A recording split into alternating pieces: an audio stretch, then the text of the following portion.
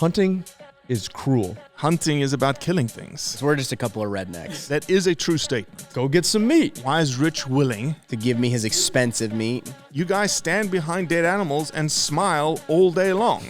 It's because I like to kill things. Just don't worry, no animals will be killed. When are we going to talk about wolves? Hippos. And predators kill things super ethically and very cleanly. Hunting has a PR problem. Thanks a lot, Elsa. Why is it fun to hunt? You don't have to turn it off yet. All right, we got Robbie Kröger here. Yes, sir. Blood Origins. Blood Origins. This is a special hunting podcast. Don't worry, no animals will be killed. So you fairy tale creatures out there that are anti-hunting, you don't have to turn it off yet. But we're going to have a discussion. Mm-hmm. Go ahead and explain what Blood Origins is first and what you guys do. Yeah, so humbled, grateful to be here. Glad Grateful to to have do what you. we're doing here. Fired up for this conversation, actually. Blood Origins is really, we're a 501c3, we're a public charity, and our mission is to convey the truth about hunting. And a lot of people hear that and they're like, the positive side of hunting, right? And I said, yeah, of course, the positive side of hunting. And so, unfortunately, the hunting community for the last 15, 20 years hasn't really done itself justice. We do a lot of good work. We do a lot of good work in conservation. We do a lot of good work for people. We feed people. But that side of our story has never been told because in the hunting space, there's a lot of ego. There's a lot of like, look at me, look how great a hunter I am. And that type of rhetoric, that type of storytelling, that type of narrative doesn't really fit very well with someone who has an ego. Right. And so we came along and we said, look, we have a PR problem. Hunting has a PR problem. Hunters are seen as X, whatever you want to say X is, bloodlusting, rednecks, all you do is kill, and we are out there to show the opposite. We want to show the truth of your heart, Rich, Angelo's heart, whoever hunts, like, why do you hunt? And we've told 75 stories. This is, I think you're like number 78 or number 79. And 78 out of 78 have said nothing about killing the animal. Right. It's all about everything else.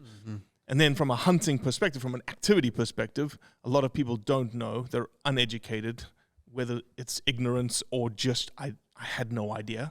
And often not, it's more of, I have no idea because nobody's actually told them what hunting's doing for wildlife around the world, for people around the world, for economies around the world, for you name it. And so that's our mission. Our mission is we create content that lives in the digital media battleground that we live in today. It's only going to get more and more prevalent.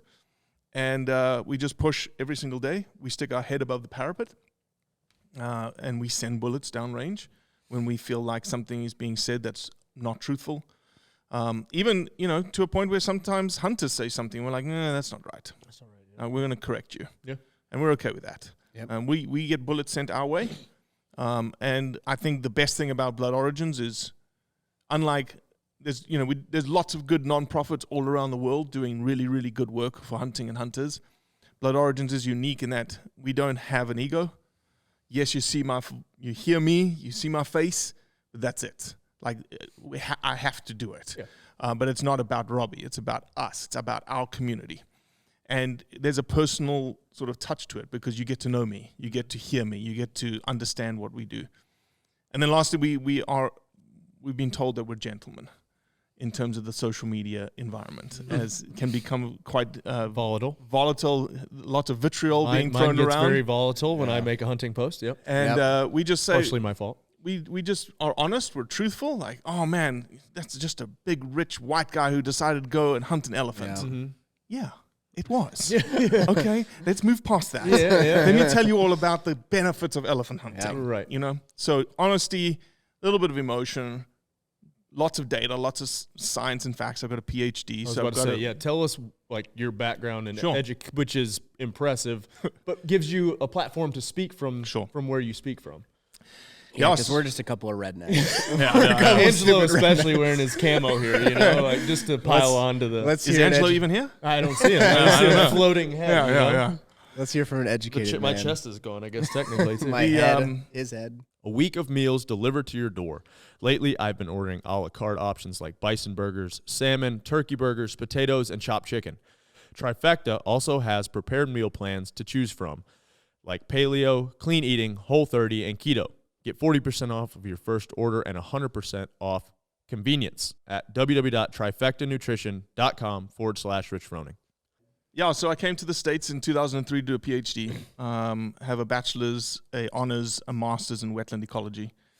Came to America to do a PhD in wetland ecology, aquatic biogeochemistry, so marrying wetland features with agricultural landscapes. And really, when you think about blood origins, think about farming as well. So farming has a big bad rap, has a bad PR problem. And I attacked that by saying, well, how do you marry the benefit to agriculture to the benefit to environment? So I became a sort of general restoration ecologist. Dealt with habitat management, wildlife management, was a professor at Mississippi State University for 6 years in the wildlife fisheries department, and then was hired, unbelievably, was still pinched myself when the BP oil spill happened. Everyone remembers the BP oil spill, probably the biggest ecological disaster that the world has had. And they stood up a new federal entity because of all the fines that were levied against BP and Transocean and whatnot. And so for that first year, they had $1 billion, and they had to figure out, like, how are we going to spend it? How are we going to use best available science? How do we start restoring the Gulf that has probably a sort of a journey of about 20 years in front of it? And I was asked to be the chief scientist of that federal council. And so I stood up $1 billion framework of how to restore from Texas to Florida, dealing with the governors of the 5 Gulf states and the secretaries of Bureaucracy 6 different federal entities. And I was like, holy smokes, like, wow. Like big boys were sitting in a room together, and I was like, over here saying, can you explain to us the outlier analysis on, bucket 3? And I was like, well, yeah, I can. Oh, we want you to build this thing that is all about best available science for the next meeting. So I went away. You have 4 weeks to work, boom, boom, boom, boom, and then you present. And it was essentially, I was presenting to a room that was like, what are you talking about, best available science? We don't want that. And I was like, you literally said a month ago, this is what you want. When you're dealing with politics and science and expectations, you've got to learn to be flexible, and you've got to learn to understand who you're talking to, how to communicate. And that's what I'm really good at. I'm really good at communicating to politicians, to academics, or to Joe Blow on the street, and sort of reining my rhetoric or reining my narrative to the level of the audience. That's awesome. I think, and I think that's a lot of where, hunters like me and him will attack people in the comments for sure. But, we don't know how to articulate kind of what you're saying to where someone who's educated and has a way to attack it, you can have an educated conversation about it, and they may or may not, want to hear it, but conversation. It does help to have someone like you. A shouting match, Yeah, it helps to have someone like you who really has a background and has an understanding. Well, and hopefully through our platform and through watching us interact with someone or engage with someone, people get snippets and cues, and I see it all the time now. It's like somebody will tag us in, and they'll have their own comment. They'll be like, "Hey, did you know? Boom, boom, boom, boom, boom." But if you want more, go check out Blood Origins. Yep. Or hey, Blood Origins, do you want to say something? From now on, I'm just gonna tag you guys in every hunting post and let you go after. Listen, man, I love it. And the thing is, you're not, and there's sort of like, it's not rules, but it's rules that we live by on social media. Right. We will never, I'm not trying to change Jason Moana. Is it Moana? Moa? Whatever. The big Hawaiian guy, right? Yeah. He'll post a lot of stuff about wolves, and we can get into wolves later. Yeah, we got it. It's on the list. So, hey, you're going to see me grab my phone, and I'm not disengaged. I'm thinking of different thoughts. Yeah. Well, I've got we're going to have a fun little game in a minute. But I'll say something around that. But I'm not trying to change his mind. No. Yeah, I'm never going to change his mind. Give the facts. But 100,000 people who are literally influenced by him just read what I wrote.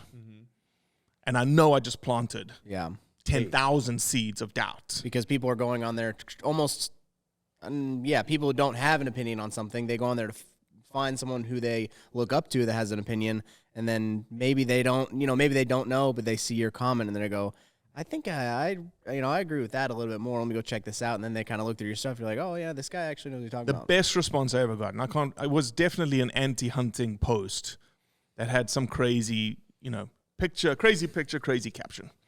And I said something. We got tagged. I said something. And the response from this one lady said, I'm a bleeding heart vegan, and even this guy makes sense to me. Yeah.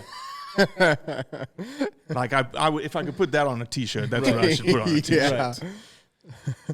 That's incredible. Yeah. So that's my background. So what we thought Scott had a pretty good idea. We went through some of my comments on different hunting posts, and we've formulated some questions we would like you to respond to. Is that kind of the way we're thinking here? Yeah, it was mostly pulled from the archery elk last year because Okay. there was like 4,500 comments. Wow. Yeah. Wow. And many were not positive. I know. One of those comments were mine. Oh, there we I go. saw it. Nice. I like it. All right. So, and you haven't prepped me at all. Not I prepped don't you at know all. any And of these questions. I haven't know really none of the even- topics. I haven't even really looked at them till just now, and I've added a couple, and I've got some more that I keep adding on Okay. here. So as we're talking, I may add some. Okay, cool. The first one is, and this is my favorite: hunting is cruel. Ooh. Okay. True or false? So there's lots of different ways to take it. So let's Okay. just go with the fact that you are archery hunting. Correct. Okay, so you're using a bow and arrow. So right now, actually, there is a big push in South Australia to ban bow hunting. And the push is exactly to that point, which is it's cruel, it's unethical, it's Unfair. not unfair is not the word that they use. right. They use what they'll say is that it's unethical. It's I've like heard it's a lot not of unfair because it's not fair to the animal because Yeah. you're wounding it. That's where Well, they're I was trying saying to 'cause you Killing have it a- quickly. It's not humane. I think I think this question's in there. I'll come back to it. If it's not in there, I'll say something. about Okay, it. so It's then coming. I'll pose a couple of questions. I'll pose a couple of questions. So are bows getting faster or slower? I would say faster. Okay. Are arrows getting more efficient in flight or less efficient in flight? I would say more efficient. Are broadheads becoming more mechanically engineered for penetration and cutting versus failing? Once again, improving. Okay, so if we are getting faster bows, better arrows, better broadheads, what is the intent of those three actions?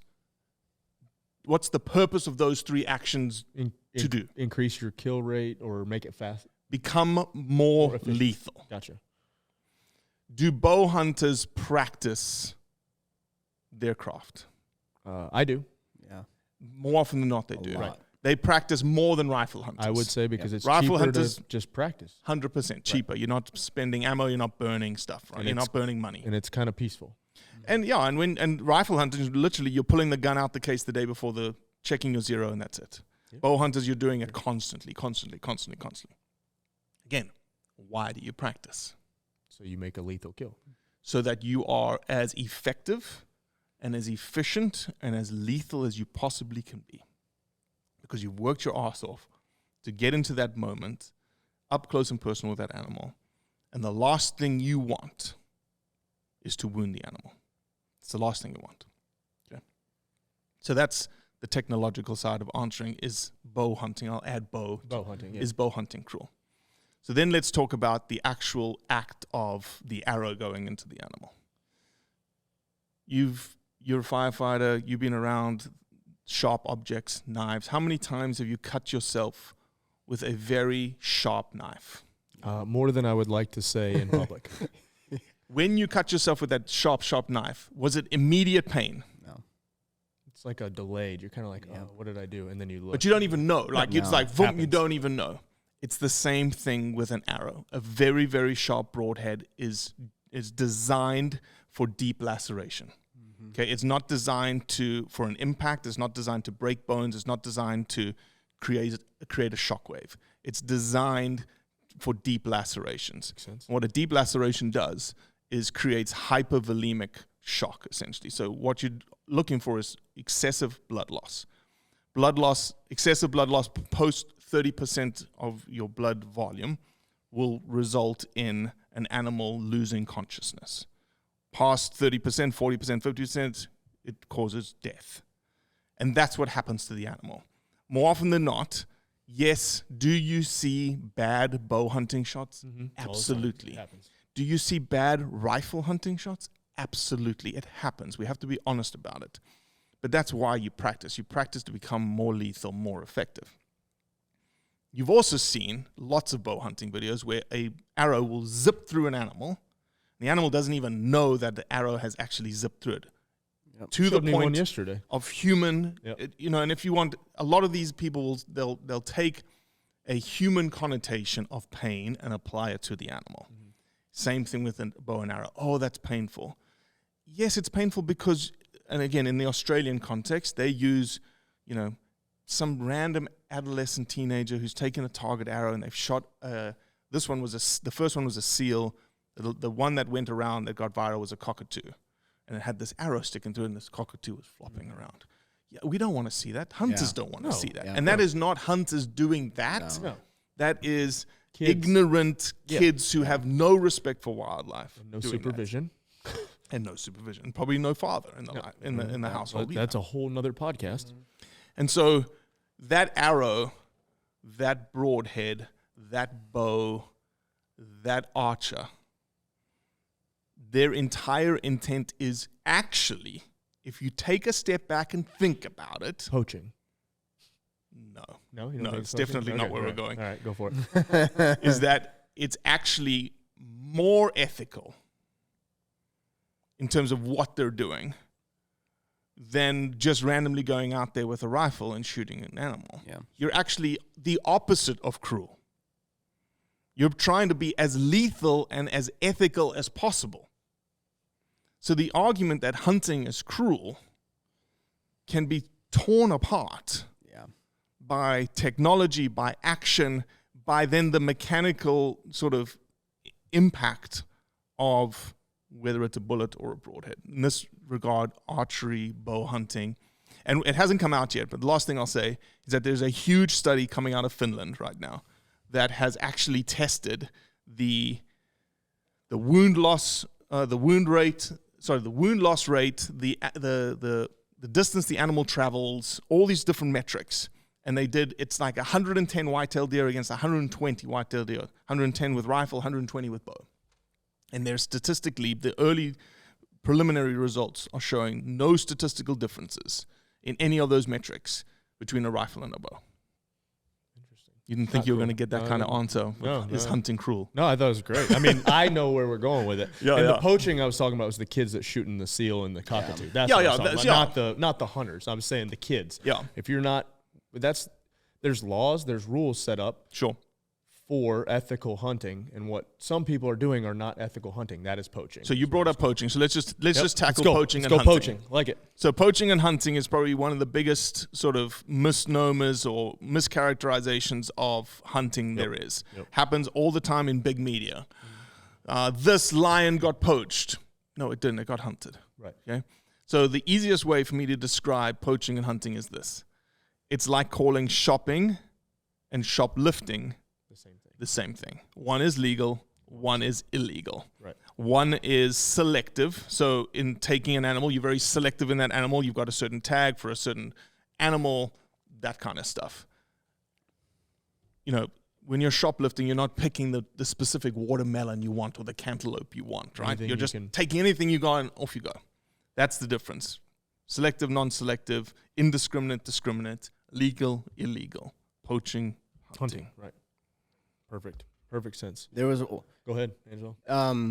the one thing you were talking about, like about shooting an animal and having it, you don't want it doesn't know for a second, and two, it loses the blood and passes out before that pain really sets in. Right.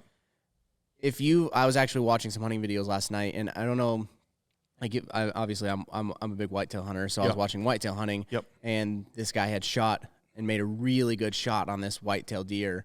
And if people who haven't hunted don't know what it's like for an animal to shoot an animal with a bow, you can tell that animal has no idea what's going on. Yep. It runs around a little bit, and then it kind of looks around like it doesn't know, like it looks like it has no idea that it's even been shot. Yep. And then it goes down. Yep. And then, if you make a good shot, like this guy made a great shot. So he had heart. Yeah. If you don't like hunting, it would be hard to watch. I understand that, but you can tell that animal has no idea what happened by the time it's already done. So I don't think people, if you don't hunt, you don't realize that. You don't know what it's like. Sure, yeah. You don't watch the videos, and you're not ever in that position to know what it's like. Yeah. And at the end of the day, none of us, not even like the anti-hunters or us, can tell you what that animal is experiencing. Yeah, what it's like to be shot through the chest with a broadhead. So all you can relate it to is humans, right? Mm-hmm. And human sort of medical sort of studies. And medical studies specifically with deep lacerations will say, for the majority, that very little pain is associated with those deep lacerations. And I don't know, this may be a little different. We were talking about this last night actually at the firehouse. If you've ever had, I know you've had bad road rash. When you get it, it hurts, but it's not so bad. Not the initial. The 3 or 4 days after that are the worst. Because it's starting to scabs heal. Yeah, up you can't move your arm. Every time you open it, it starts bleeding again. That's the worst part. Like the whole first 30 minutes isn't even that bad. It only gets worse and worse and worse. Angela was with me 2 years ago when I almost chopped my leg off with a chainsaw. Oh, yeah. And it didn't even hurt. Oh, my God. I mean, I just went to the chainsaw was still running. I was, gotten too cocky with it, and too comfortable, and went to let it go down by my side, and I just hear, "Rah." Oh. And I looked down to see my pants cut open and blood coming down my leg.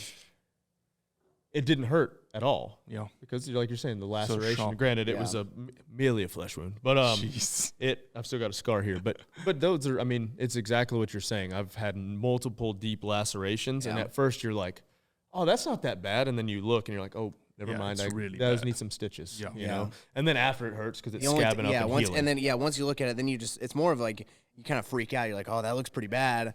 But you still don't even feel it yet. Mm-hmm.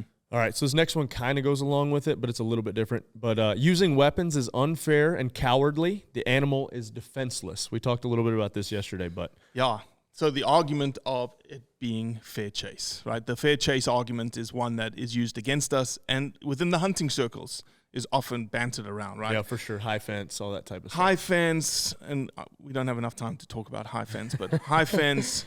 And that's farming at that point. I don't have an issue with high fence. No, I don't either. I'm just saying it's almost farming. It could be. Because we've talked about here at the farm doing I blanked on it. Field harvesting. Yeah. It's better for the animal because they don't get all stressed out by loading and doing all this stuff. They're all they know is literally you sit there and you make a good shot and it's kind of right behind the head and they just drop. Yeah. And so I look at high fence almost as farming a little bit more than fair chase. Yeah, and a lot of people do, right? A lot of people will see a high fence operation that is, say, 200 acres or 500 acres. You're constraining the animal's movements. You just have to sit there. Eventually, that animal will come by. That's not really fair. It's really easy for you. You shoot the animal. But I've been to, 3,000-acre high fences where it's been the hardest hunt of my life. Like I've been in a side-by-side in Texas looking for an eland. So an eland is a South African animal. Super good eating. That's amazing eating. Cow, right? It's amazing eating. But you can't get the meat back from South Africa. It has to stay there. So the people in Texas are like, come shoot an eland. I spent 12 hours in a side-by-side. That side-by-side was moving at 10 miles an hour. We covered 111 miles in one day. And we saw the arse end of an eland for 10 seconds. And I was like, this is what people think. Like, they think it's easy. And it all comes down to luck. And we all know hunting, there's luck generated, really right? Is. Yep. We could have driven into that high fence and it could have been standing on the road and the guy would have shot it. That would have been technically unfair. Yeah. But you're still in the same. So it all comes down to sort of, again, it's all perceptions and perspectives, right? So the fair chase argument comes down to, again, technology. You can use the technology argument. So yes, you've got a high-powered rifle that can stretch out 200, 300, 400 yards. You've got to decide as a hunter, like, where do I want to be in that 200-yard, 300-yard, 400-yard? Do I want to sit in the 700-yard? Do you want to kill that animal at 700 yards? A lot of people will say, well, that's not technically hunting. You're just shooting that animal from 700 yards. Yeah, okay. That's up to you, though. That's your opinion. Maybe those people haven't shot a gun at 700 yards. Yeah. It's pretty hard. Yeah, but if you've got nowadays the weaponry that you can get, you can do it. You can do it. 6.5, 300 Win Mags. Yeah, I'll reach out and touch. I think 7 mil. I'm not a gun guy, so whether it's what is it, Jack, a 338 PRC or something like that. Yeah, or Lapua. Those guns can stretch out there. For sure. And if you choose to hunt that way, then that's kudos to you. Yeah. You can make that shot. You're super confident at that shot that you're going to make the kill and be ethical about that animal's life and taking that animal's life. Okay, I have no problems with it because I'm okay with all shapes of hunting as long as you are respectful, following the law, Yep. and doing the things that we expect you to do as a hunting community. I like to look at that fair chase argument and you'll sort of spin it a little bit and take it from the animal's perspective. You chased elk for this one. You chased elk. You didn't just walk in the meadow one afternoon and kill the elk, right? No, I did How not. many days had you spent in the elk woods What did we say? to kill that animal? It was 22 total if you count the previous years. 22. And that one was on the 7th I'm counting day. the previous years because That was on the 7th day of the hunt. yeah. So 22 days, Okay. all at least 11-hour days, at Okay. least. The problem is you didn't tell anybody that.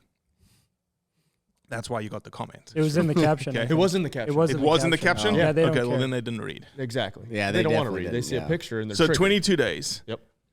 That animal. Can we not talk about how much money I spent either No, to do well, this? you gotta- Because I don't know. Yeah. If What's my it- wife what's- actually sees this, I don't want her to know how Colorado much elk money. tag is what, 750 today? 760.14, I think, Yeah. is the one I paid for the other day. Something like that. Okay. Animals' eyesight, better or worse than humans? Way better. Way better. Animals' sense of smell, Infinitely Yeah, better. way better. infinitely better. And also, whose backyard are you in? Definitely theirs. Theirs, not Yeah. yours. And so they know escape routes, they know wind patterns, they know where to hide, they know everything. You're literally trying to, again, with a little bit of lady luck on your side, 100%. to try and get as close to that animal as you possibly can get. Sure, the part of, being a woodsman and understanding that they need to come to water and whatnot is all a part of it. But it cannot be, you can't say that it's unfair to the animal at the end of the day, because the animal has all of the advantage on its side. Yes, we have a high-powered weapon, but the only reason we have a high-powered weapon is because we want to be as efficient and effective and lethal as possible. Yeah. When someone in the comments, and there may be another comment in here that says, guarantee there is. you should have used a spear. Yeah. Really? You talked about this yesterday. Really? Why? Do you want us to make a bad shot? Yep. Do you want the chance of killing that animal to be less than, I'm making up a number because I don't have the science, less than 50%? Do you want us to wound the animal? Because in a spear, I'm not a spear thrower. There's some guys that are using atlels, really effectively. But you've got a human motion, in an object that you're throwing. There's going to be error in that, endeavor, and the distance that you have to be to that animal has to be super close. The chance of wounding that animal with a spear is probably higher than with a bow and a rifle, or it may be the same. Again, I don't have the science, I don't have the data. I'm just talking from an opinion. I think it'd be perspective. hard to get the science on it because I would say the people who are throwing spears, I would say that they're probably more dedicated than anyone else. Probably. So what I'm just trying to be devil's advocate, kind of that those guys probably practice even more than we think. We bow hunt. You would we hope. practice a lot. You would you think. would You would hope. hope. You would hope. Because at that point you've probably rifle hunted, you've probably bow hunted, and you're like, this isn't difficult enough. I need something more difficult. That's just I'm trying to think about. Sure. So it'd be hard. I would think it would be hard to get a percentage of how lethal they are, because I would say they might be more lethal just because they're specialist. Yeah, But so I know what you're saying. It's the argument, and I use spear as an example, but you'll hear them say, why don't you use a knife, or why don't you use your bare hands? yeah, bare hand. That one's good. And I'm just like, it's a nonsensical argument, but at the end of the day, the counter to the argument, because that's what we're talking about here, the counter to that argument is, why? Why would you want us to be less efficient? Yeah. And again, I'm making my opinion without data is that a spear being thrown at something is less efficient than a crossbow, Yeah, for or sure. a rifle or a bow. And so that's the argument back, is why would you want us to be less lethal? Why would you want us to be more cruel? That's everything that we're against. Yeah. So Yeah, and technology is something that we have an advantage with, so why not use that technology? That's the only Yeah. advantage you have, like you were saying. It's pretty much our only advantage. all we have. And the technology argument is broken down in my brain between being efficient and being effective. Effective. Okay, so effective means that you've got stronger broadheads, more lethal arrows. You've got a scope that can look. You've got better glass on your scope. You've got a rangefinder that gives you the exact range. MOA, all that stuff. Then you're yeah. getting more effective at killing the animal. when people start talking about trail cameras and banning trail cameras, that's a hot topic in hunting. Often not the efficient argument is utilized, which then also bleeds into fair chase, which is you put a camera out, that camera gives you information that makes you more of an efficient hunter, i.e. you don't have to spend 22 days in the woods anymore, you just have to spend 2 days in the wood because you know through the trail camera that you have patterned that individual animal.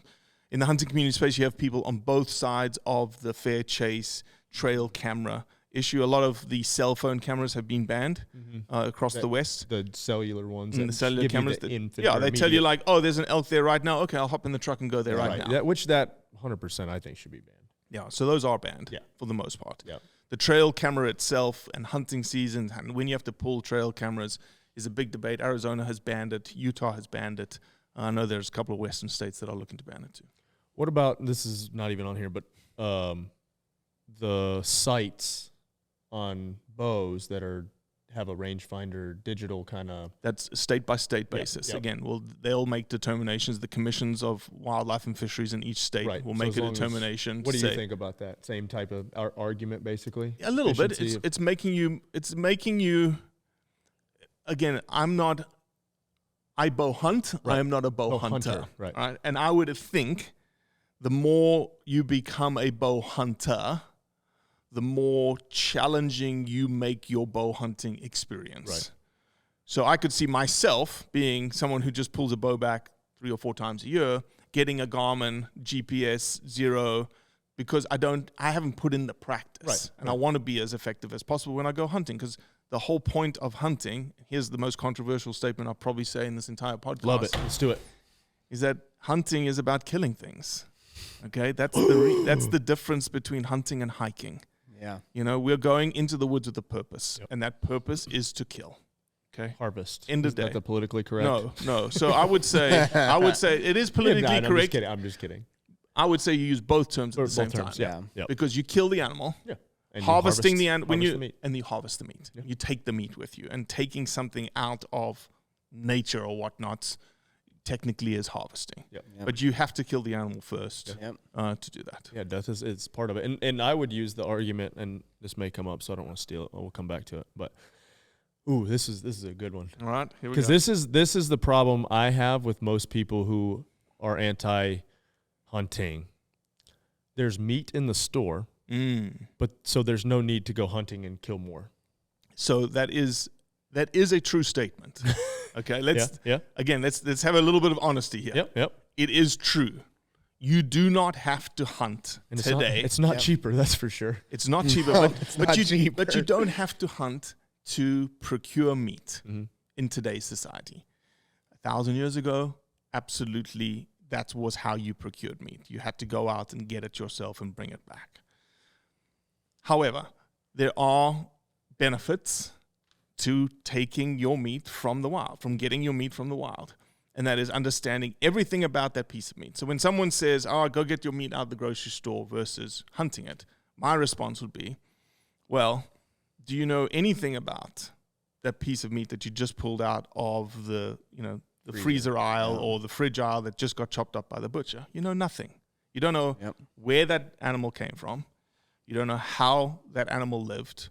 You have no idea of the age of that animal. You have no idea how it died. You have no idea then how it was processed. And then lastly, how many hands touched that one piece of meat before you got it? You can't answer any of that. Nope. As a hunter, though, we know where that animal was. We know the conditions it was living in, probably the best conditions you could ever ask for an animal to be in. The most regenerative agriculture system that you guys are trying to establish is as free as possible, with as much food as you want, with as much water as you want, in the best environmental conditions you can ask for. Yes, they go through droughts. Yes, they go through all those kinds of things. But that's what you want for the best quality of meat to come off the landscape. And that's what hunting allows you to do. It allows you to have that deeper connection with that animal, with that piece of meat. You treasure it more. You absolutely understand what it's doing for your body. Talk to a guy like Tyler Minton, who's a nutritionist with the UFC, and he'll tell you, I don't know the science and the statistics, but the data's there in terms of micro and macronutrients, in terms of the protein content of venison in comparison to any other type of meat.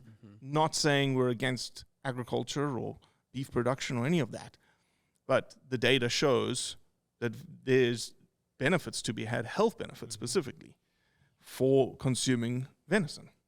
And that's just one of the good reasons why people enjoy hunting, plus all the others we just mentioned. What should you be eating to reach your goals? The experts at RP Strength have it down to a science. Answer a few questions about your goals, activity level, and lifestyle, and the RP Diet app takes care of the rest. Get a year of nutrition help from RP Strength and RP Diet app for only $89.99 at www.rp.app/code/Froning. You know, I'll speak to that 100% too. And probably wrongfully, I've wasted way less meat. Even the hunted meat 100%, but even meat that we just have at the house, I'm less likely to waste that because I've seen life leave something. And there's no, like, I can't even, it's hard to put into words, but there is a little bit of remorse when you kill something.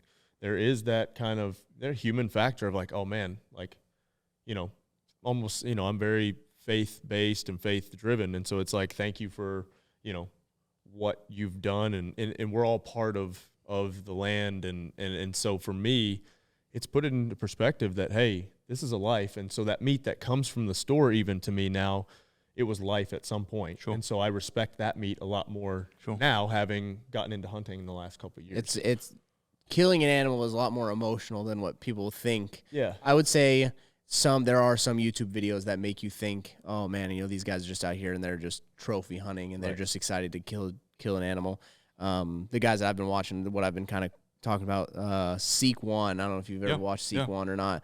They're in this area. Urban bow hunters. Yeah. And if you watch those videos, like, they're normal guys. They hunt in people's backyards pretty much. Yeah. And like every time they kill a deer, like, you can see the emotion. Yeah. And like, if you've ever been hunting, you know that emotion. Like, you know, once you made that shot and you kind of sit there and you're like still just freaking out. Yep. Because you just thought I missed, but but then even when you find out that you didn't, like, knowing that you took a life it's emotional. And everyone deals with it differently. Yeah, differently. 100%. But it's like, it's exciting, it's nerve-wracking, like, it's just all these different emotions all at once. You like don't even know how to feel for a second. Yep. Yeah, especially and I think your first time. Any hunter who says, I don't get emotional or I don't feel anything, I'd call you a liar. Yeah. Yeah. Because you may not know it, even if it's for like a fraction of a second or a thousand of a second. There is always some sort of remorse, sadness, something. Again, you may not even acknowledge it. Yep. But it's there. On the other hand, this is a little different. I don't know. I don't know if you have. I don't know if anyone's ever made a bad shot on an animal or missed a shot. That's more emotional to me than having a clean shot. And I think I've learned more from a bad shot than a good shot, because just to that point, why are you feeling that way? Yeah. Why are you feeling that way when you make a bad shot? Well, for me, it's embarrassing because I feel like I haven't prepared right, and because like you said earlier, you've just wounded the animal. That's the worst case scenario. It's the worst. It's the thing you want to do the least. You know, I'd rather have a. But you don't care. I'd rather you don't care about an animal's life. I'd rather have a clean hit or a clean miss than just a wound. Yeah, and I don't know if you've ever just wounded one or not. Everyone has. Yep. That's the worst feeling you can have hunting. But again, what I'm trying to pull out of you right now is you care. Care. For sure. You wouldn't worry about exactly. an animal if you didn't care. Yeah, if you didn't care. When you sit in the woods and you watch these animals live, and you, like you said, like, they're living their perfect life. They have all the food they want. They have all the water they want. And maybe they have some like predators, whatever. But for the most part, they live a really, really nice life. Like that elk, we're going to get into the wolf thing in a second, but like has whoa. Don't jump ahead of me. Has very little predators where it's at. Like it kind of rules those woods. Like it's its home. Sure. And when you watch them for long enough and you And hunt them predators long kill enough. things super ethically and very clean. Non-violently. Right? Non-violently, yeah. Yeah. Correct. Before you move on from the meat, I think one of the things to point out is even literally 15 minutes before we jump on this podcast, Rich said to you, hey, go get some meat. Go get some meat out the freezer, Yeah. okay? I've never, and you tell me if you're wrong, if you've heard this, have you ever heard anyone say to you, oh, hey, I got a bunch of ribeyes in the freezer. Go get you some. Yeah. Go get you some. No. Never. No, it's not the same. No. Never. And we said this yesterday, if you calculate the cost It's more of the meat expensive that's than a sitting ribeye. over Way there, more it's like expensive. 10 times, 20 I don't- times more expensive. The first year I started hunting, which wasn't that long ago, I tried to like keep track, and I was like, No, don't do it. see, I'm gonna see how much money I'm saving by hunting. I won't do it now. I'm losing so much But again, money hunting. if you just take a step back and ask, like, why is Yeah. Rich willing to give me his give expensive meat, the most expensive meat versus go to the store, buy it for a fifth of the price, Yeah. and give that meat to you? yeah. Why? It's because I think it's part of being able to share that experience with people. So like, yeah, I think that. I want you to try some elk. I want you that's to a- take yeah, because it's you as said simple as it he is. said we'd had elk last night. We had some elk tacos and we had leftovers. So this morning or just now, actually, we made like little breakfast tacos. And I said, Angela, you hungry? You're coming up. That way, save some time too. I was like, I got some extra, and he says, oh, this is the first bite of elk I've ever had. I'm like, go get some meat. You know, yeah. it's just part of it. Yeah, It's also, I think, part of, there's certain things that I believe are still embedded in our DNA. If you rewind the clock like 1,000 years, that's what you did, right? You went and hunted, you drug the deer back to the fire, and you shared the meat with everyone. That's what your job was. Your job was to provide. That was the part of the hunting culture, provision of meat, food to the community. And so I think it's still a part, it's still there today, and that's why we do it. That's one of the best parts of it, is being able to share it. So like, people who've never had venison, if I have people over who've never had venison, the first thing I want them to try is summer sausage, because it's so good. With any kind of meat, it's really good, but it's really cool to have it with venison that was made in town. And then we had some from Georgia last year that Brian, I don't know if you've met Brian, we went down there and hunted, and his processor made like brats, I had elk like brats cheese brats out Oh, there. yeah, They were incredible. they're Scott? so good. Yeah, well, I was gonna say it was same thing. The cow from Colorado, we had the elk brats and the breakfast sausages. breakfast sausages and all that, and it was kind of cool. Like it fed 12 people for 12 people a few for different dinner days, and then breakfast the next morning. yeah. You know, So like- it's again goes back to the shared experience thing. Yeah, and Scott was on that hunt. And, you know, there's, and it's hard. This kind of goes back to what you're speaking. This isn't the meat thing, but what we're supposed to do, what it's in our DNA. It's who we are. And we talked about this yesterday, but when I come home from those hunts, I just feel like a better person. You know, you're disconnected, you're with nature, you're, you know, even if we hadn't killed anything, we still, like, I came back just refreshed. And Hillary could see that and has noticed that over the years. And so she's like, yeah, go on these hunts. Because I come back, but she's not going to eat any of the meat. My kids will eat whatever. They don't care. But she sees it's just something that we are supposed to do. Or it's in our DNA. It's in your DNA. It's in your to do DNA. it. Yeah. And Hunting you can't put it into perspective for somebody who's never done it until they do it and they feel that and experience that. Yeah, and the ultimate line is, you know, somewhere in your generational past, someone had to have been a pretty good hunter Yeah, For you to be alive. for you to be here. Okay, good point. from a bear hunting perspective, you know, the joke is that Whoa. You're not supposed to kill teddy bears. Well, I haven't yet, and All that's the joke. Is that it's like my nemesis. I can't kill a black bear to save my life. And so there's hunter gatherers, right, that do kill black bears, and then there's berry pickers. And I've been labeled a berry picker because I just cannot harvest the meat. So you go over there, you gather the berries, and you bring the berries back. you make the salad for the meat 100%. field, meat feast. Yeah. You want to move on, or you want me to talk about bear hunting? I mean, no, I've got. Okay, Hold on, we got okay. bears on here. Don't you worry. You're killing animals just for sport.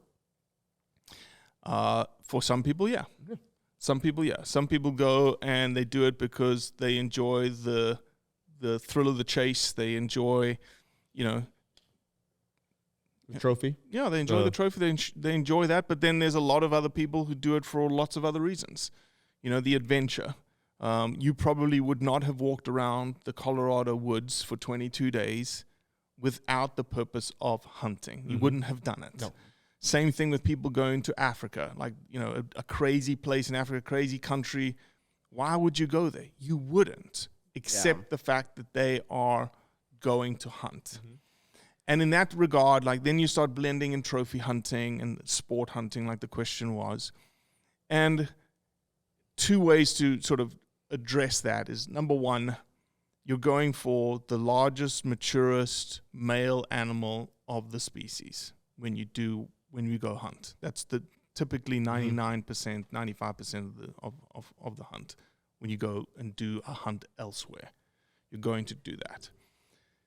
Oh, why would you do that? Well, break it down simply. Would you prefer us to do something else? Would you prefer us to kill a young animal or a female animal or a young male? Yeah. No, because those are the three engines of that population. That's what's going to maintain the population for our kids and our grandkids one day. You take the oldest male because he's done with his job already. He's spread his genetics, and he's within a couple of years of the end of its life. Yeah. Kind of thing. That's why you do that. If they don't understand that rhetoric or they don't understand that argument, and they say, well, you're still just a bunch of trophy hunters. And I say, okay, yeah. A lot of people like to go, get a trophy, even check a box, and come home and stick it on their wall. So for a second, I want you to step back from the motivation of that individual. The motivation of that individual to go trophy hunting. And I want you to think about the benefits and consequences of the action of that individual just had. So from a very small impact, like you guys in Colorado, you probably ate at a couple of little restaurants and motels. If you stayed in motels, that's an economic driver for those businesses in a very small rural town in Colorado. All the way to a random, community in Africa that's now getting medical benefits, that's now getting a protein provision in which they would never get protein. They're getting schools, they're getting jobs, all because of the motivation of this individual to come and trophy hunt. And people don't understand. It's expensive. Where does, and I know you guys know the answer to this, where does the money go when he buys that expensive elk tag? Where is that money going? Back to the state. It's or going, wildlife. yeah, wildlife conservation. That's Correct. almost directly where it goes to. Yep. And people don't see that either. They don't know why it's so expensive. I mean, we wish it wasn't so expensive sometimes, but you know what it's going to, so it's not as big of a deal to pay that money because you know it's going back into those animals, or at least into some animals in that area. Well, you said this yesterday, and we as hunters and people as animal rights activists, we're all animal rights activists because 100%.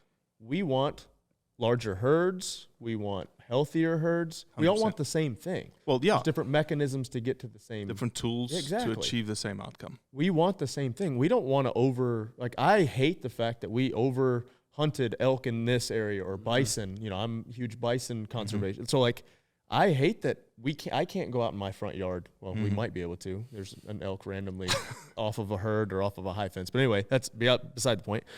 But I would love that my kids, we could go hunt elk in these woods. Sure. So we all want the same thing. And that's possible. Exactly. That is potentially possible in 25 years for your kids to hunt an elk here in Tennessee. Right. And the question is, how? How is that even possible? Hunters. Because of hunters. Yeah.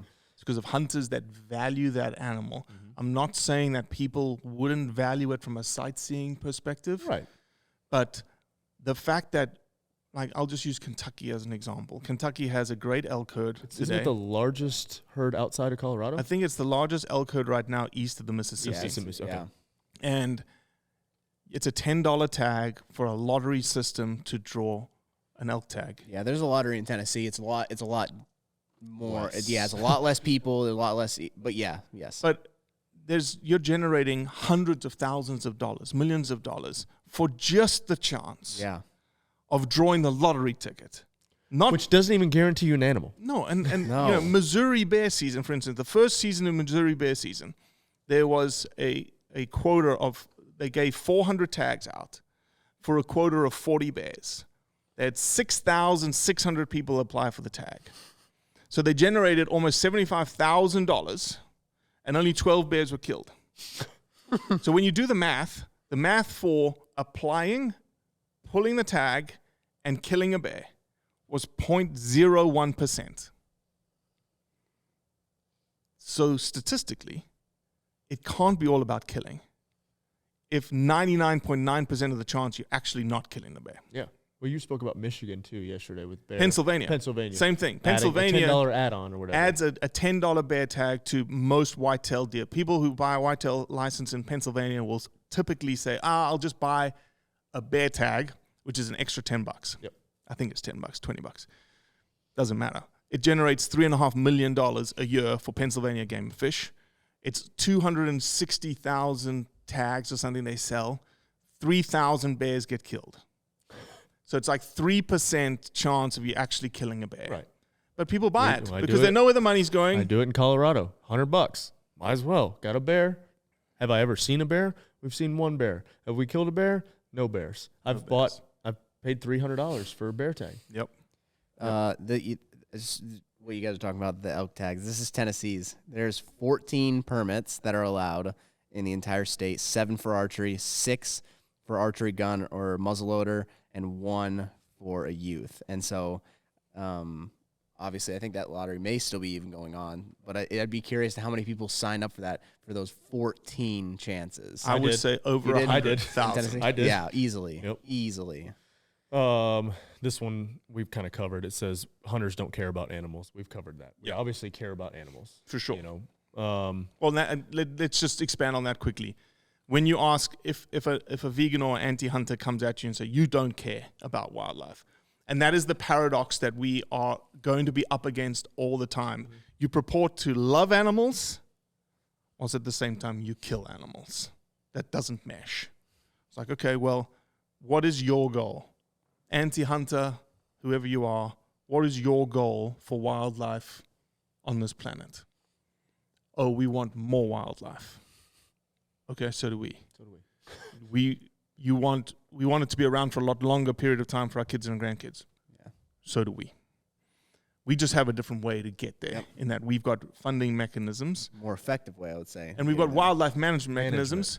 Yeah, I would say that that's a very controversial, more effective way because you can't overpopulate. Like I know that Nashville has an overpopulation issue with their whitetail because most of it's urban now, and so there's not much place to hunt, and there's just a lot of deer there. There are a lot of tags every year.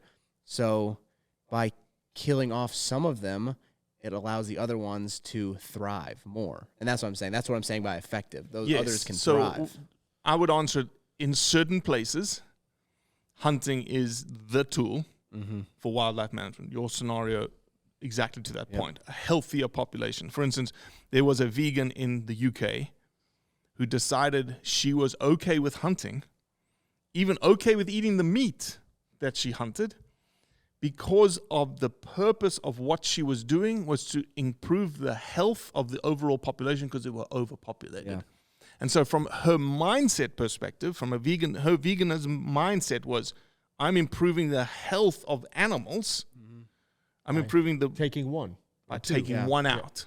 And that fit exactly with her mindset of okay, I'm good with that because that's what I believe in.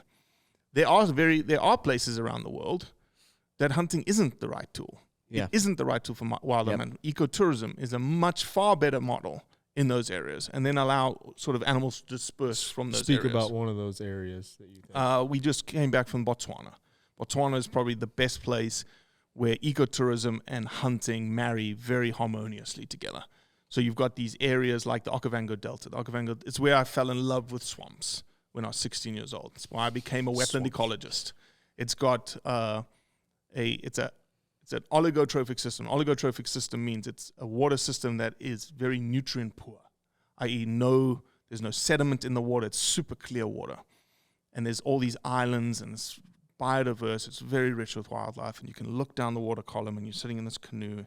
You look down the water column 14 feet and you can see hippo footprints on the bottom of You see hippo tracks and there's crocodiles everywhere. And it's a tourism destination of the world. That's where people want to go. They spend $2,500 a night to go to the Okavango Delta. But you'll see amazing wildlife. You'll have amazing experiences. You're there for 3 days. 5 days. That hunting used to occur in Okavango Delta. It does not anymore. And it should never return, because ecotourism brings far more money in for people, is protecting good areas for wildlife, and is doing what it's supposed to do in terms of the goals of what we want to see in the future. Right. But then you just go 30 kilometers away, and you're in a very monotonous bush. You're in a Terminalia sericea bushveld. You've got raisin bush everywhere. The diversity of game go down tremendously. So you're going to see this antelope, this ostrich, and an elephant. That's about it. You're not going to see 25 different things. And you're only going to see them every 15 to 20 minutes. And so that's an area that an ecotourism is going to go, what are we doing here? Yeah. Like, I'm here to see animals. I haven't seen an animal in 15 minutes. I've just been driving through the same bush. But that's what a hunter wants. A hunter's okay with that. Yeah. For the opportunity to find that one animal to take. And so there are places, in terms of hunting as a wildlife management tool, there's some places that are phenomenal. And the vast majority of Africa, hunting is that tool. Because no tourist wants to go there. It's too far. It's not luxurious. It's full of tsetse flies that'll bite you. It's full of malaria. It takes forever, and it's super costly to get there. When you fly into a place an hour away, great game park, great lodging, 5-star food, 5-star wine, and 3 days later you go on to the next one. So there you go. There's no need to publicly post content about hunting and post with the animal. Okay. Yeah, so people hate when you pose with an animal. They do hate that. And so the reason why people hate the idea of the trophy shot is because, and why I think we have a PR problem today, is that the trophy shot was the way to communicate how you hunted and how successful you were in hunting in the 70s, 80s, 90s, early 2000s. It's the only way to communicate, this is how successful I was. You weren't going to share photos of sunsets, of relationships, of laughter, whatnot. That's what you shared.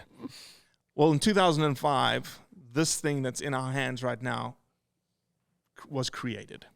2009, all of your Instagrams, your YouTubes, your Facebooks, your MySpaces, everything started. And today it's on an upward trajectory. It's an exponential upward trajectory of all of the social media, digital media platforms. However, the hunting community's communication style of how we communicate hunting stayed the same. And when that is how you communicate, it makes sense why we're misunderstood. You guys stand behind dead animals and smile all day long. So you're essentially smiling because you killed the animal. Right. You're smiling because of what it took to kill the animal. You're smiling because of thinking about the harrowing experience that just happened to be able to be in that moment. Unfortunately, none of that is conveyed in that photo.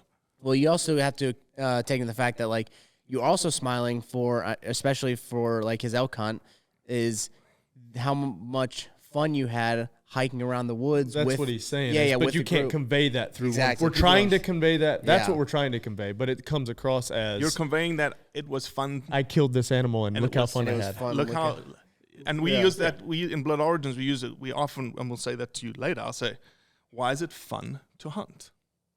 It's a great question. Yeah. Right? Why is it fun to hunt? Do you answer because I like to kill things? No.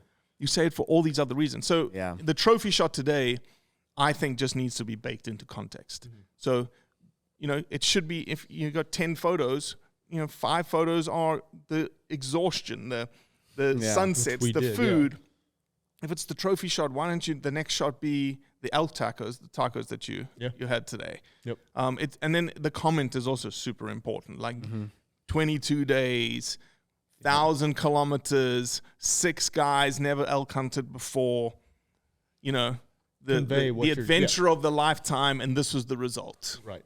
I lost 10 pounds hiking around, not eating enough. I only drank 30 ounces of water every day, like stuff like that. Yeah, I think ours too. Well, not that post specifically, but we try to push back to the YouTube video, and in that you can see the a fitness 30 that it or took. 40-minute adventure, so to speak, and then. I mean, I don't know the best way to convey it other than doing this, like the meat eater style of like, hey, we've cooked this meal and shared it with these people. Like we came back, we did it with both of them, but like the cow specifically, we came back here and had a bunch of athletes over. We made elk burgers, and I feel like we get a far less pushback on our YouTube videos than we do Instagram. Mm-hmm. yeah, Because there's a long form version, but you do have to like have that, I guess, shock value of like, hey, this is to come. And for the other hunters, they can relate to that. And so you're almost speaking to them, your community. But from the outside, yeah, it's 100%. It looks like, oh, these macho, toxic masculinity. They got their face painted. They, they're out in the woods with this dead animal. It does look like that. So to that point, here's another question I've noticed. So when Rich poses with an elk, 4,500 comments. Yep. When he poses with a turkey, 500. Oh, and if Poses- he posed with a black bear, He posed. 4,000 wait. comments. He posed with a tuna, not a single negative That's comment. exactly what I was about to say. So what's the reason? I think people are correlating Sure. the cuteness of the animal 100%. with how mad they are that it was killed. Yeah, anything that, and this is where the fight lives from With Disney, right? Yeah, the It's Disney, all with Disney. Thanks a lot, the Elsa. the Disneyfication Yeah. of animals, right? Yeah. So it starts with almost the Lion King, right? The Lion King and Mufasa and Scar and the hyenas. That messed me up as a kid. I Right. can't. And if it really doesn't portray the right message for, we saw hyenas rip into an Bambi elephant or Bambi. carcass, and it's like, no, these guys are true Ruthless Yeah. killers, right? Yep. Anything that has, as you said, has a fluffiness to it, has a cuddle factor to it, has something that like, oh Looks my a gosh, little bit like a dog. oh my gosh, I can stroke it, I can see it. You're talking anything that's like they call it, megafauna, the charismatic megafauna, elephants, all your predators, lions, leopards, mountain lions, black bears, coyotes, bobcats, anything that has a predator association with it is always going to elicit reactions from people because they're like, how can you? Like, and the other reason why it elicits that Most reaction, of the time, you're not going to eat those. Most of the time. 100%. So then the question then is, well, then why? If you're not going to eat that animal, then why are you taking its life? An answer could be management, right? There's management goals for other animal Too many populations. predators to prey. Yeah, predator-prey relationships. You got to be careful with that, though, because there's a lot of science that shows that on a landscape level, so if you're talking about the whole state of Tennessee, it makes no difference the number of coyotes that you kill, right? And coyotes is actually a fascinating animal in Don't that. they do like a roll call? So coyotes, I say, have evolved. They've adapted to persecution. And so the more you hunt them, again, it's all tied to scale. The more you hunt them on a landscape scale, the more they'll use their calling to understand the density of coyotes on the landscape. And if there's less calling, less density on the landscape, the bitches will essentially, create nine. Sorry, excuse me. The female coyote will have 9 to 12 pups. But if the density is high on the landscape, they'll only have 1, 2, or 3 pups. So they're self-regulating themselves based on the density of the landscape. So that's why the science shows that at a landscape level, it doesn't matter what you do with coyotes. You can't affect their population, which then pushes back on the idea of coyote hunting. Like, then why would you do it? Well, you do it because on a local scale, like on this farm, let's use Rich's farm for example. Rich has got, say, I'm going to We have a bunch of coyotes. 300 acres, right? 300 acres. And you have placed more value on your turkeys and your quail 100%. than you have on coyotes. If you put an effective trapping program in place for coyotes, possums, and raccoons, More turkeys. you will see a noticeable, if you did the science, a statistically significant change in your turkeys and quail at a local scale. And that's the argument there, is that from a management perspective, it's all tied to value. At this level, at my farm level, It's my property. it's your private property. You value X wildlife I over value another. turkeys well over coyotes. And so then that is also another argument that you can use in these conversations because, for instance, right now, a very controversial act happened in Alaska that the Alaska Game and Fish went in and they took out, I think it's like 84 grizzlies. They took them out in an area to improve the caribou herd.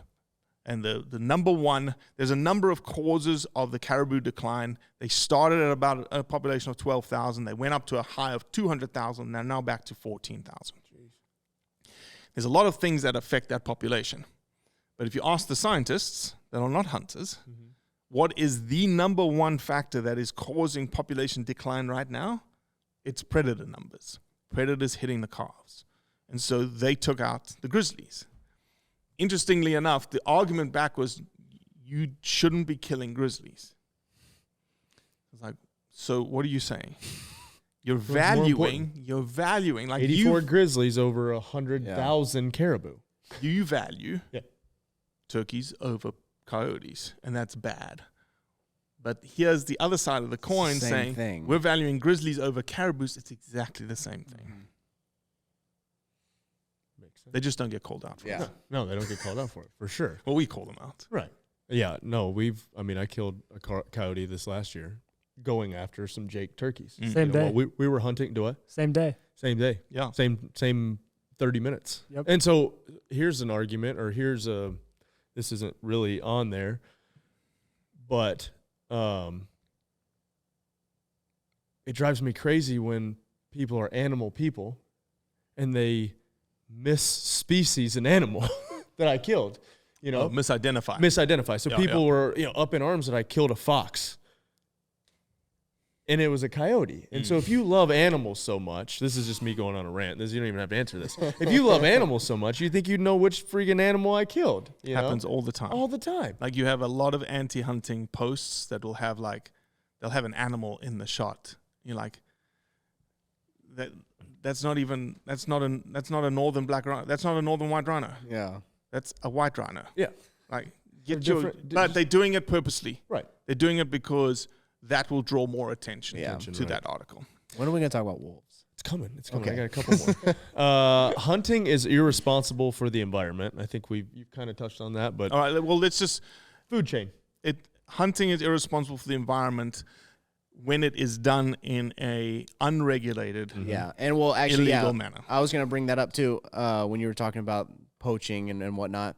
So I have my brother-in-law to be. He works for TWRA here, okay, and I understand there are people. I know that maybe they're not geniuses either, but there are, and that's hang on. I got to get to my point. It'll make sense. But my point being is that there are people who are studying what you said about is hunting the best thing for an ecosystem. And there are people who are smarter than you, who study it more than you, who literally immerse themselves in that to figure out, is hunting the best thing? Because if it wasn't, then you wouldn't be able to hunt. And that's what we're saying. He's like not talking legally about hunting. you because you're smarter than most. You're talking about us. No, yeah. I'm just kidding. talking about anyone in general. That there are people that have figured out that, okay. What are the numbers? Recently, this last year, I'll speak to turkey, for instance. Turkey across the board used to be able to kill 4, 3 mature, 1 Jake. Mature is a tom, longer beard. Jake, you can tell a difference. It's a younger bird, usually 1-year-old. Here, this year, you could kill 1 Jake and 1 tom. Why? That was it. Why? Because of declining numbers, they say, from predators. Yeah, all sorts of. But the Yeah. point here is that hunters. I want to be able to hunt more opportunities to hunt birds. Yeah, but you were okay. Yeah. With the bag limit going down. Exactly. Because the population wasn't doing as great. Exactly. Because you know what it's for. Yeah, you know exactly. why they're doing it. They're doing it for a reason. Someone else who spends all year thinking about, okay, how are we gonna make the turkey season the best season for the turkey and for the hunter? Yep. They say, okay, we're gonna give them 2 turkeys, 1 Jake, 1 tom. Someone is studying that. So I don't even know where I was going with it, but it's just that most of these people are uninformed. They've read a blog. Yeah. They've read, They've read something to go along with their narrative. When people are studying this at a high level and we're making educated all year round. Exactly. They think about all year round about, okay, how many deer should these people be able to kill in this certain area? If you look on there, every county, and I'm sure every state's the same, every county is different. You have to, at the beginning of the season, you have to look up your county to see how many antlered or not antlered deer you can kill between what dates and with what weapon. You have to figure out all that. There's a lot that goes into it because they're figuring out what is most ethical for that and best for that population of those animals in that area. The model for hunting today is a wildlife management-based model. It wasn't like that in the late 1800s, early 1900s. It was kill for food. It was a supply. It was a supply and demand model. And when that changed in the 20s and 30s, and Pittman-Robertson, which is an act that was put in place, and Dingell-Johnson for fisheries, when that changed, the value associated with wildlife changed. They moved from being meat resource kind of model to a mature male is the value that we're looking for. Right. Does that have anything to do? Have you read American Bison? Yeah. American Buffalo. Sorry. Does that have anything to do? Does that have anything to do with how? Because I know. Yeah, it's conservation. I mean, Teddy Roosevelt was a huge part of that. He wasn't the. Yeah, he but was it was kind of very implemented. But it was on the same level that they're like, hey, this is dwindling. Well, in this area, whitetail was eradicated. Yeah. And probably in the 60s, you probably know, but in the 60s, they reintroduced whitetail to this area. There were elk here. There were bison here at some point. And through mismanagement, through supply and demand, you look at no regulations. I mean, you look at the buffalo, and it was political. It was, whatever you want to call it. It was crazy when they say anywhere from 40 to 60 million, and they killed them less than 1,000. We don't want to do that again as hunters because what we're talking about with the turkey, less opportunity. There's less times I get to spend out in the woods. There's less time I get to take my kids and teach them how to, if, God forbid, anything was ever happened, they could take care of themselves if they needed to. Yeah. And, we talked about this yesterday, and I forgot who you said this, but it's eye-opening and weird to think about, but we're one generation away from people not knowing how to camp. Right. Yeah. 100%. It's crazy. It's bizarre because, and this is a great tool, but it's also could be the downfall, So about turning hunting into conservation, people can take this how they want. Here we go. Hot take. It is a hot take, but it's going to be vague unless you know what I'm talking about. How are we supposed to learn from our history if we try to cover it up? We'll repeat it if we just cover it up. If you just cover it up. So like you're saying about the buffalo or bison, whatever you want to call them. Same thing. It's the same thing. Whatever you want to call them. Go ahead. That we don't want to kill it down to 1,000. So we look back at our history and we say, okay, we want to learn from that. We just killed and ate and did whatever we wanted with them. Sometimes they didn't even eat them. Yeah, they would take sometimes their they didn't even. Sometimes they would take their hide. Sometimes for belts. And then you have to be able to know your history so you don't repeat it because otherwise you will. Yeah, agreed. Speaking of killing and not eating, all right, are we going to talk about wolves yet? Yeah, here it is. This is it. All right. 2 is 1 and 1 is none. The Airwave Mayhem Hybrid Pack gives you 1 HIIT mouthpiece and 1 endurance mouthpiece in our traditional Mayhem Blue, so you're covered no matter the sport. 1 innovative technology, 2 performance-driven designs. For podcast listeners only, get the Mayhem Hybrid Pack 15% off at www.airwave.com/Froning. Okay, hang on. To open up the wolf thing, what do you have for the wolves? Let me see what you have before I just say have this. wolves. Oh, perfect. So, but just generally, wolves. I mean, but here it's such a hot topic right now, especially. You want to just throw in like feral horses and feral cats, cows and just feral pigs. No, but so wolves. So here's the hot topic for me is wolves. I'm just going to speak from Colorado. Okay. We hunt Colorado basically and mainly because they have over-the-counter tags for the years past. It was the easiest way for me to get in there without any points. Yeah. We at least had a chance. Yep. And, these other states and now through other opportunities and people finding out that we hunt, it has opened other opportunities. But I speak from Colorado because that's where my heart is because we go there so much, right? Okay. All right. They just voted to reintroduce wolves. Yep. And by ballot. By ballot. Yep. And if you look at population density, most of the population is on the eastern side of the state. Big cities. Yep. But they're going to reintroduce the wolves in the western range. Correct. So people who aren't going to come in contact with these wolves, who voted for them, you said it, not me. Mm-hmm. That's my thing with wolves. So how about? Go ahead. Let's hear your hot take. Let's just keep piling on wolves. No, I'm just. This is older than I thought it was going to be, but I'm sure you guys have heard of it.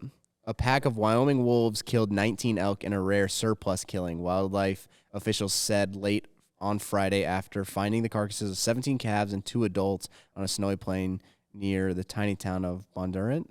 Bondurant? Bondurant? I don't know. Maybe, I don't know, in Wyoming. Mhm. Have you heard about that? Yeah, so predators, are often accused of luxury killing. Yeah, no, Teaching, I right? yeah, I'll let you say because I'm sure it we could have be the same. teaching. There's really lots of different theories behind why luxury or surplus killings occur. Often not, it's more of like the instinct over the teaching, or I don't know what word, maybe over exuberance is not exactly the right terminology, but in the moment, Could be sport. it is. It's not. It's more. I don't instinct. think it was sport. I It's don't more think, yeah. instinct and driven, right? So Yep. if you're a predator, They can't, that is your predatory instinct. Like for instance, if you're walking in Africa and you come across a lion and the lion charges you, the thing you are told never, never, never to do is run. Because all that running is doing is it initiates its instinct to chase and kill. Same thing happens with all predators, including wolves, is that thing starts running, there's a lot of chaos. It's not like they're counting. Like we've killed one, we don't need to kill anymore. Yeah. It's just they're in that moment, they're in that instinct, they're in that, Pack mentality. maybe, but it's more like that, I would say, hot-headedness, red they see, mist. they see this running away. Exactly. They're bloodthirsty. Exactly. They want to keep killing. So, most predators will most pack predators or pride type predators will do something like that. Yeah. This was on another podcast that I was listening to. They were talking about those animals, like that was part of the thing they said, that they have the instinct to kill, and they can't. It's not a switch they turn off. It's turned on. When it's turned on, they can't even help it. It's literally what they were designed to do.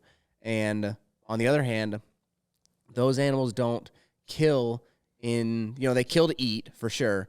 And like you said about sport, a lot of people were saying that it was for sport, and then the people who were researching it didn't think it was just for sport. Right. They think it was initially for food, but those animals don't know when to stop.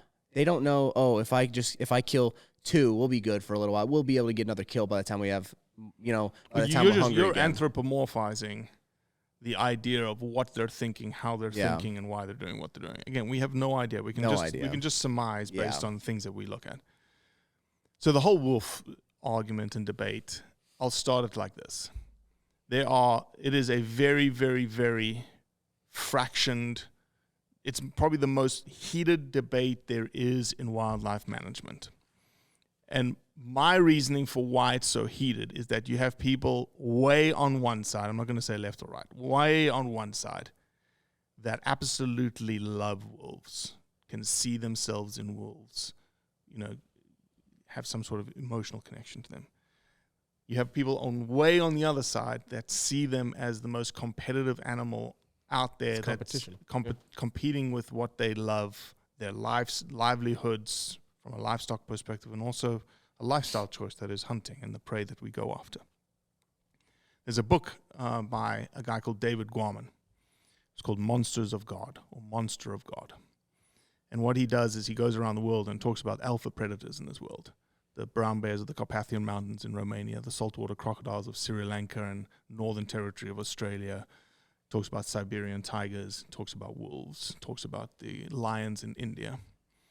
And he talks about the affinity for humans and alpha predators and why there's such an affinity. And some people see themselves, we humans are alpha predators, and we see the likelihood, sort of the likeness in a wolf's eyes. So you look at a wolf's eyes and you can see yourself in it, and you can feel the primalness of the wolf. You can see, the way that it looks, the leader. You've seen those memes where the leader is in the front pushing into the storm, of the pack and leading the pack and all these human characteristics such as wolves. And so this side of the coin is why they love them so much, because they can associate themselves with them so much. This side of the coin is, I'm an alpha predator, you're an alpha predator. We're going after the same thing. And so instinctually, DNA primally, you have this hatred of this alpha predator because there's just something there. You used to fight it, you used to scavenge off of their kills 1,000 years ago. So intrinsically, I think just baked into who we are as humans, that that wolf debate is so hot and so raging just because of that. Then you bring in science and management and wildlife management, the extirpation of predators across most of the United States, and the reintroduction of an alpha predator like a wolf into landscapes that have been dominated by humans and livestock now for the last 50, 60, 70 years. Of course, it's going to cause consternation. I am of the opinion, and I say I purposely, I'm not saying blood origins here, I'm saying I'm of the opinion, I've said that to you yesterday, I'd love to see wolves on the landscape. I think it's cool to see wolves on the landscape. I think they belong in the landscape because I value biodiversity. I value the most, put together environment that we can create is the best environment we can create. But with full knowledge that we have a huge human fingerprint that's on that landscape.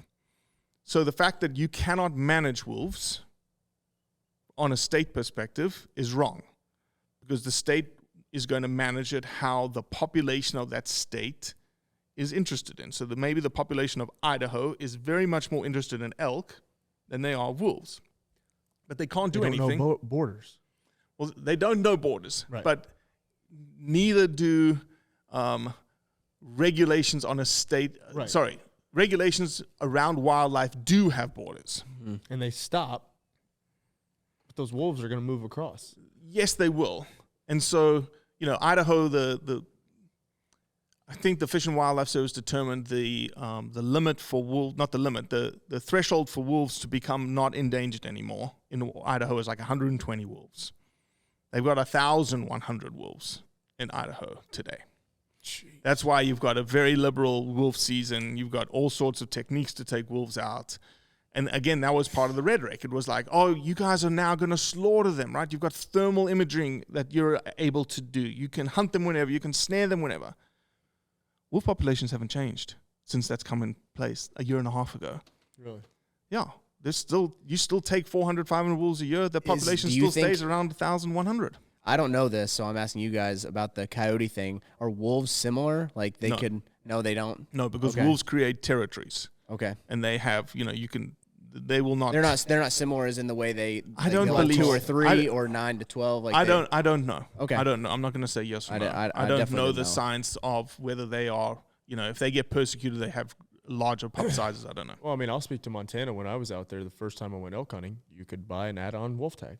Mm-hmm. And we never once saw a wolf. Mm-hmm. No, they're tough, man. Yeah. They're super smart animals. I can't tell now if I hate them or love them after. And listening so Colorado to that first speech about them. Colorado is the. Saw myself in the wolf size. Sorry, leading the pack.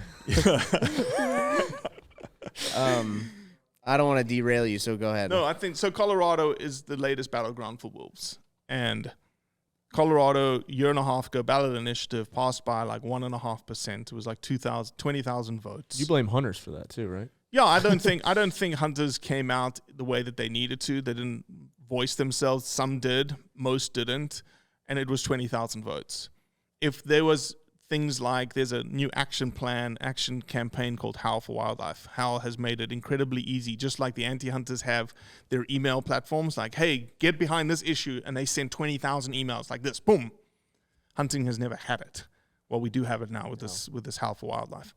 And so if that was around at the ballot initiative stage, I think we would have crushed it. We would have definitely not seen wolves come back. And people are saying, well, you're anti-wolf, Robbie. No, I'm not. There were already wolves in Colorado. You don't need to introduce them. They were there already. And they will spread how they will spread. Naturally. Naturally. They're going to do it. They're going to do what they need to do. And so the Polis government right now, the Polis is the governor of the state of Colorado, has mandated CPW, Colorado Parks and Wildlife, to put paws on the ground. Not just a management plan, be ready to go, paws on the ground by this December 31st. So it is, August 22nd now.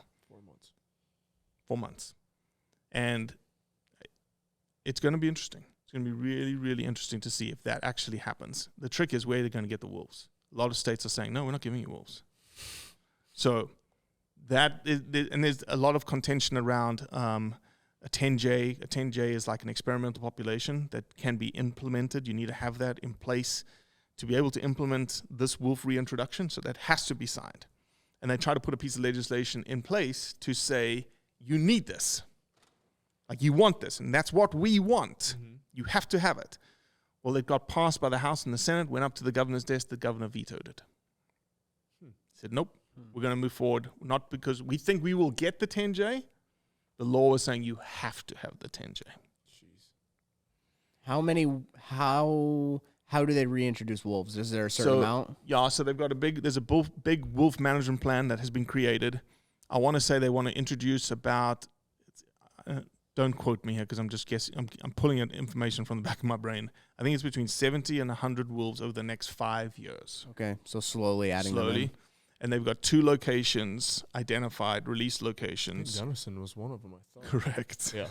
Yeah, in Gunnison was like one of the locations for between Gunnison and Vale, I believe, if I remember correctly. Perfect, where we hunt. Yeah. Is where they're going to drop the first couple of wolves, first so batches. Are these wolves, I don't know, I don't understand wolves very much, so like, I don't think anybody does. I'm trying to think that like when they reintroduce them, are they reintroducing a pack at a time, like this pack, or will they create a pack? If I catch a bunch of different wolves from all these different states and I throw them in there, and it's a really good question. No one really knows. Actually, no, they'll definitely have a strategy. Oh, okay. I do not know if they'll take like a male and a female, or two males, 2 females, and put them together one and obvious release alpha male and like 10 young ones. And or they'll go and find a pack and immobilize the pack and move the pack. I actually don't know the strategy. Because it's weird to think about, and I might actually look this up just because I know hippos. This is totally different. Hippos. I know hippos that the alpha male will kill the offspring of another male when he takes over. So happens with a lot of animals. Yeah. Though, right? Mm-hmm. So like that alpha male will kill his offspring, the alpha male that he took over. You know, he may kill that other alpha male, and now he's the alpha male, and he'll kill his offspring because he Watching doesn't want his National offspring. Geographic. Nature's metal, actually. Yeah, nature's metal. And so I'm just wondering if something like that may happen with those wolves. Like if you introduce that alpha and you give him maybe this one female with her pups, if he'll kill all the pups because they're not his. I don't know. Well, I don't think infanticide happens very often in a wolf environment. I know, like for lions, like if a male lion overthrows another male lion and there's cubs in the pride, he will kill the cubs. Mm-hmm. The only reason he's killing the cubs is to bring the females back into heat so that he can then put his genetics into the cubs that are being raised. Wolves are a little different because I think there's an alpha male and an alpha female, and those are the dominant breeders I know there's an alpha female too of the pack. So actually, I don't know. It'd be interesting to find out like how they plan to do it. Like how many wolves are they related? Are they from the same pack, or is it like one from Idaho, one from Montana, one from Oregon, and how they mix stuck together? I don't know. All right, last one. Wouldn't anti-hunters want wolves? So like we were talking about the fairness of the hunt. Wouldn't that be more fair if there's wolves everywhere? So shouldn't anti-hunters want wolves? I don't know. I'm just kind of spitballing almost. So like, because if he's out there elk hunting, there's always the chance that he gets attacked by a pack of wolves. Wouldn't they not want wolves because then the cuddly animals will live? I don't know if Rich is going to get attacked by wolves. Like wolves are not going to be like this animal that like it's not like a grizzly. Yeah. Right? A grizzly will smoke you. But wolves also are not like going to smoke. But a wolf though does not clean kill. They're like ruthless killers. Well, there's no clean kill. Yeah. There is no predator that is clean. Well, the idea of clean in a human context is kill and nice, very quick death, as least painful as possible. In its sleep. That doesn't happen in nature. Yeah, That's when you what watch a my point to, jaguar like, all these eat the ass out of an anti-hunters- antelope. They do. I mean, they'll start. You've seen it. Most start at the animals ass. start at the ass. That's what people don't realize. These anti-hunters It's don't brutal. realize. Nature is metal. Yeah. there is no ethics. People, No. In the animal animals die So ruthlessly. most ruthless deaths. Some of the probably most peaceful deaths, like you speaking about the bow an hour and a half ago, is probably the cleanest death, and it just blows my mind. Yep. You know, Yeah. they don't know, and they don't know they don't know. Because there's a really good chance that the turkeys that you shot Right in the head. could have gotten, gotten attacked by a coyote, may or may not have died, but it got his food and he's out of there. Here's a question. Why are turkeys the most beautiful animal and the ugliest animal you've ever seen in your life at the same time? And look, the fact that it's got a peanut size of a brain and it outsmarts a human. Yeah. The eyes, like I was watching morning. a YouTube video about like how far they can see, their color spectrum. They're an impressive animal, but they're so ugly. But they're so beautiful at the same time. Yeah. So, all right, last one. You get their feathers in the light. It's just they're so cool. Last one. Bears. Bears. Hunting bears. Why do people freak out about hunting bears? Again, just like a dog. It's a cuddly, it's charismatic. You know, Winnie the Pooh is a bear. You can't hunt something that looks like my dog. Yeah. Smokey the bear. But personification of bears, basically. Yeah, and just like, you know, I like to think of, you don't really, what's the difference? Like, why you're anti-hunting a bear, but you're okay with me killing a whitetail? Like, there shouldn't be any level changes or level differences. They all, and again, the way I like to say it is, every environment in this world has had some sort of human fingerprint on it. Mm-hmm. Okay, so let's talk middle of the Frank Church Wilderness in Idaho, or middle of the tropical rainforest in the Congo. Those areas don't really need a lot of management. They do what they do. Mother Nature does what it does. Boom, bust cycles, drought, fire, it just does what it does. But when you bring in, let's go into Maine, where you've got forestry happening all the time, you've got roads happening all the time, you've got highways, you've got people. All of those things influence the wildlife. And because of that influence being a lot stronger, there's going to be a need to steward the wildlife just a little bit more. And so, you have bears, you have problem bears, you have a greater food source typically.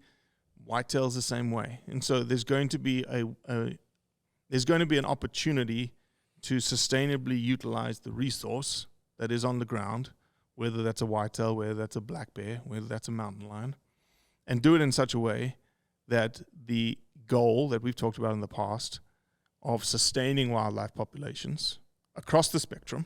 So bears, if bears are taking out too many whitetails and whitetail populations going down, you want to take more bears off the land. And so there's this idea of constant balance because of human interference, human management need for that balance, to this idea of sustaining wildlife for our kids and our grandkids one day.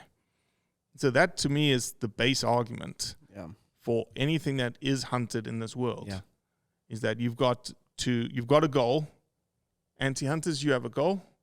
Your goal is typically the same as ours.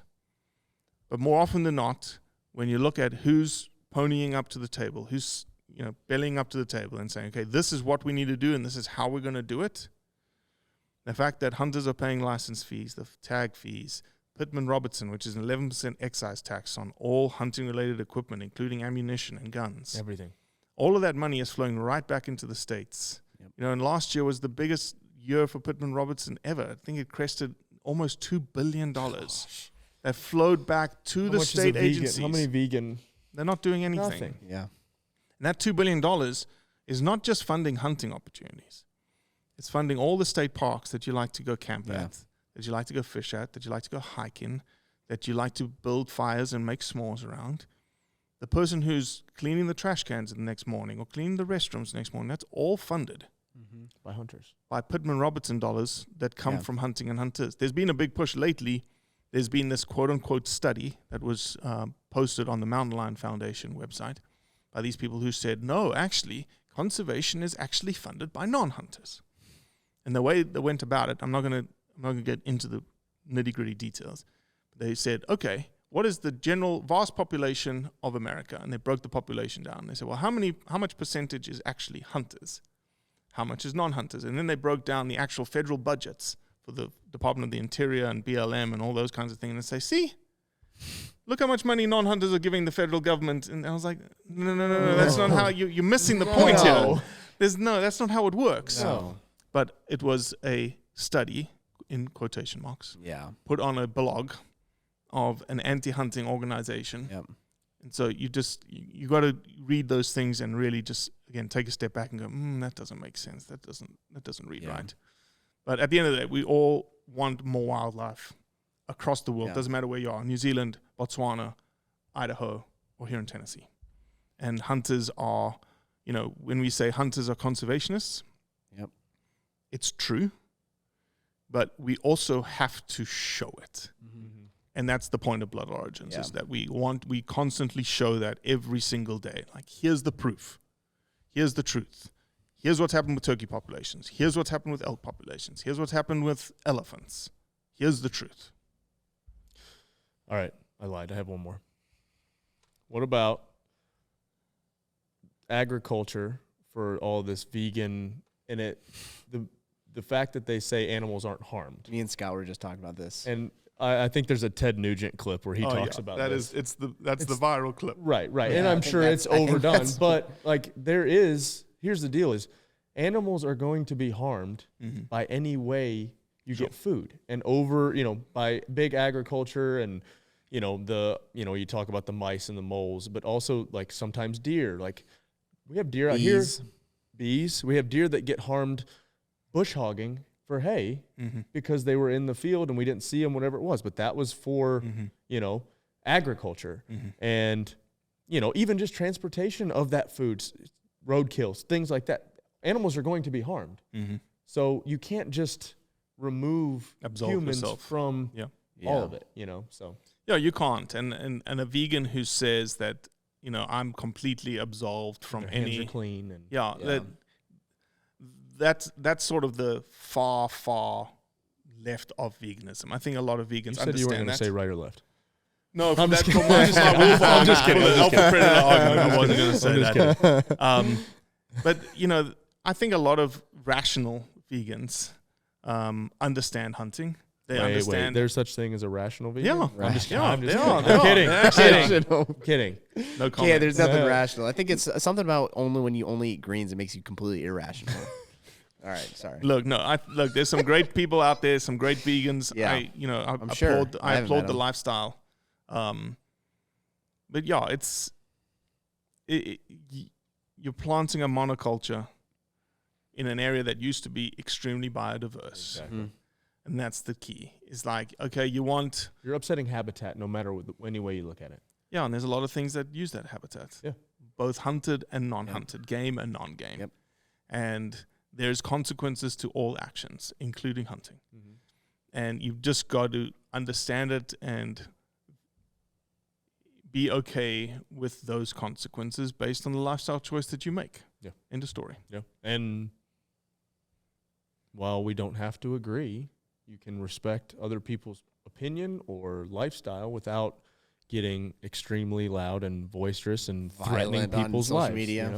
So, no, thanks for coming. You're welcome. That was awesome. Absolutely. I think that was a good hour and a half. I didn't even realize we were going an hour and a half. So, where can people find Blood Origins? Yes. I used to be able to say just type in Blood Origins into Google and you'll find us. There's a show Shadow or a Band. movie or something. Freaking The Witcher. Yeah. The Netflix. Witcher killed me. Yeah, killed my SEO. But yeah, type in Blood Origins, just scroll down, you'll find us. Blood Origins on all the social media platforms. If you like what we do, we donate to us. We're a 501c3 public charity. You're having a meeting.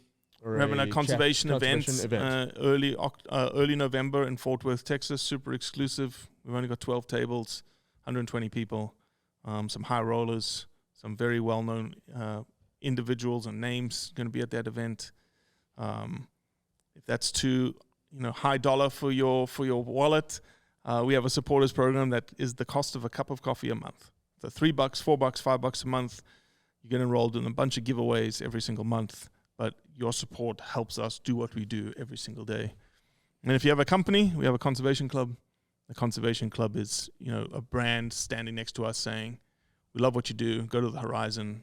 And that's, from $25 a month to whatever you want to give a month kind of scenario. So, love what you guys are doing. Thank you. Looking forward to working together in the future. Heck yeah. So, thank you. Appreciate it. Yep, thanks. Peace.